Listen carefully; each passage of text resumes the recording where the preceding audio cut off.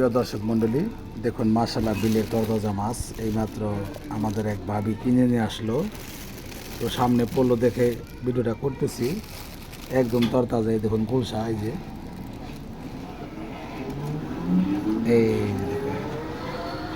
অনেক সুন্দর গুলশা মাছ, বাইম মাছ, আইল মাছ, জিওল মাছ, একের মাছ একদম টাটকা পিওর বিলের মাছ। এই দেখেন তারাবাইম মাছ, তারাবাইম, জিওল মাছ, সব ধরনের মাছই আছে। এই ভাবি কত করে কেজি আনলেন? এটি 800 টাকা। কথা নেই মাছ ওজন 1 কেজি 800 গ্রাম মাছ 800 টাকা দিয়ে কিনছেন।